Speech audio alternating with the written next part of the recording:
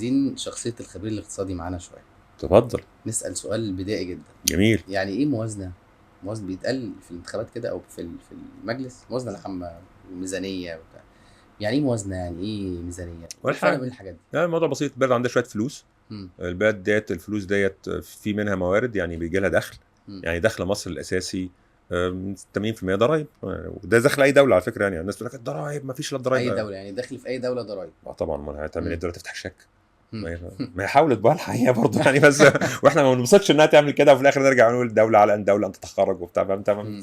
زعلانين منها، بتدفع ضرائب يا جماعه، انها بتدفعنا ضرائب يا جماعه. مم. بس فالدوله عندها موارد، الموارد ديت مثلا فلنقل ان هي 80% منها ضرائب، بعد كده في اصول اخرى او حاجات اخرى مدره للدخل. مم. ثم الدوله عليها مصروفات، المصروفات ديت مبوبه في ابواب معينه: اجور، مم.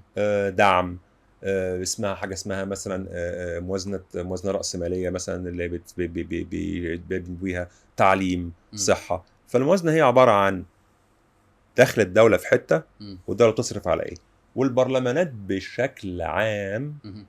اتخلقت في الدنيا كلها علشان الموضوع ده، عشان موضوع الموازنه. يمكن حتى المبدا الحاكم اللي هو قال لك مم. ايه: نو تاكسيشن without representation، لا توجد ضريبه بلا تمثيل.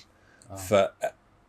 اصل المنظومه الديمقراطيه الاساسيه واعمال البرلمانات الرئيسيه مم. هي على كيف تدار موارد الدوله، وهي الموازنه عباره عن كده، عباره عن الهدف الأساسي من البرلمانات إن هم يراقبوا مصروفات الدولة، إزاي بالظبط. الدولة بتصرف الفلوس. بالظبط كده. مم. ده الاساس ده، وبعد كده بقى القوانين والمشاريع والكلام ده، بس هو ده الاساس يعني، هو ده مم. يعني هي بدء الخليقه بالنسبه للبرلمان، بدا عشان فكره فكره نو تاكسيشن ولا ريبريزنتيشن، لا ضريبه بدون تمثيل.